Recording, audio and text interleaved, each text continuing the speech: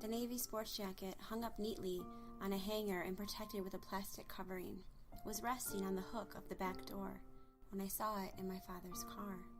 It was just a few days after the fire. I'm unsure of where he got it, probably a second-hand store. I still haven't cleaned it. I can't imagine cleaning it. In the front pockets, there's sugar packets and tissues. That day at the car, I found other heirlooms. A hat, a thermos, a clipboard, a handful of other keepsakes.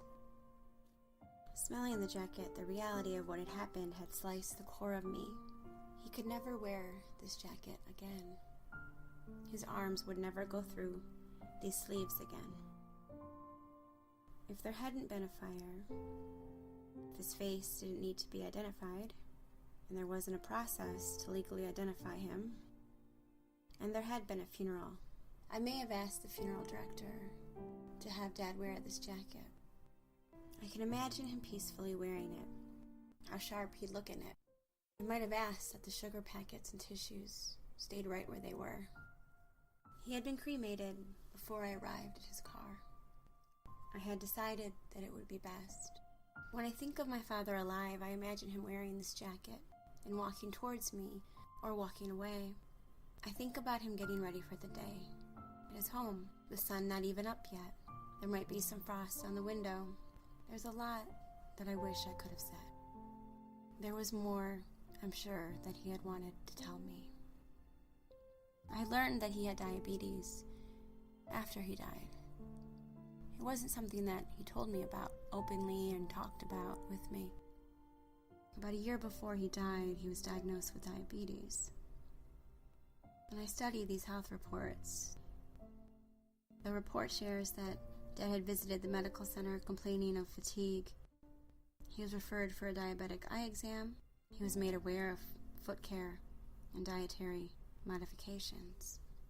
There are other numbers in the report that I don't quite understand, but I have researched online to learn more about what they mean.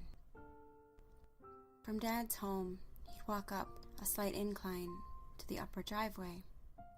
It was like a new beginning for him to be out here in the country. After walking up the incline to the driveway, he'd reach his car. I imagine him wrangling off a heavy coat he might have been wearing, and then opening the back door to his car and putting on the navy sports jacket. He was like a frog in a suit. That's how he described himself. But I don't think that he looks like a frog. When I think of him in his sports jacket, I imagine him as his best self.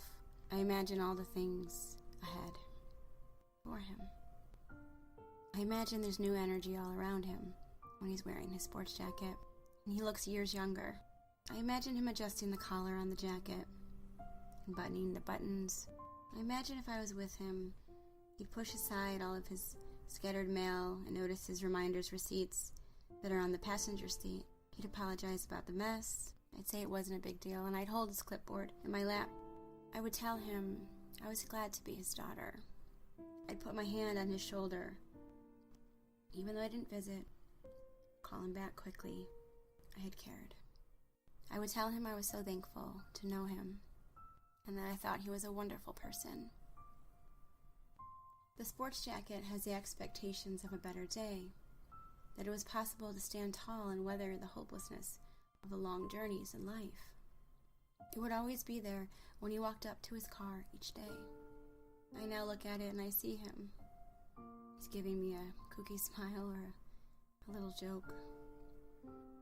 It's one of the last things that he wore. There's plenty of time left for him when I imagine him wearing the sports jacket.